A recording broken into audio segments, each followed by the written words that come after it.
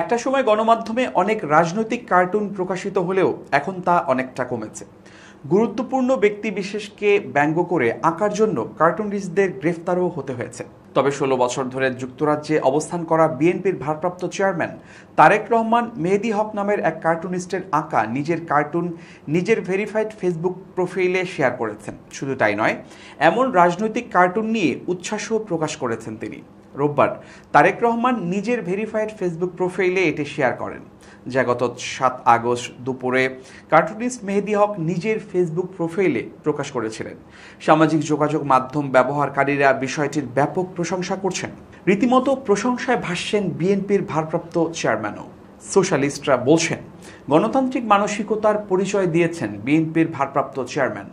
দীর্ঘদিন বক্তব্য প্রচার নিষেধাজ্ঞা থাকলেও গত ৫ আগস্ট শেখ হাসিনার পতনের পর তারেক রহমানের বক্তব্য গণমাধ্যমে প্রচারিত হচ্ছে, যা নিয়ে নেতাকর্মীরা বেশ উৎফুল্ল। এতদিন ভার্চুয়াল মাধ্যমে শুধু নেতাকর্মীদের সঙ্গে যোগাযোগ হতো তারেক রহমানের। বিষয়টিকে তুলে মেহেদী হকের আঁকা কার্টুনে বোঝানো হয়েছে, ক্ষমতা লোভে তারেক রহমান ভার্চুয়াল দুনিয়া ছেড়ে বাংলাদেশের দিকে আসছেন। এই কার্টুন শেয়ার করে তারেক রহমান লিখেছেন, আমি গভীরভাবে আনন্দিত যে বাংলাদেশে রাজনৈতিক কার্টুন আঁকার স্বাধীনতা পুনরুদ্ধার হয়েছে। ২০০৬ সালের আগে বাংলাদেশি কার্টুনিস্ট, বিশেষ করে শিশির ভট্টাচার্য প্রায়ই আমার মা এবং আমাকে নিয়ে কার্টুন আঁকতেন।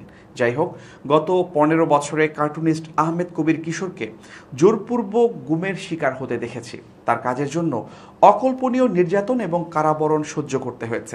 আরও অনেকে একই ধরনের নিপীড়নের মুখোমুখি হয়েছেন। শিশির ভট্টাচার্য কার্টুন আঁকা বন্ধ করে দেন। আমি কার্টুনিস্ট মেহেদীর ভক্ত, শিশির ভট্টাচার্যের কাজও উপভোগ করতাম। আন্তরিকভাবে আশা করি তিনি দ্রুত ও নিয়মিত রাজনৈতিক কার্টুন আঁকবেন।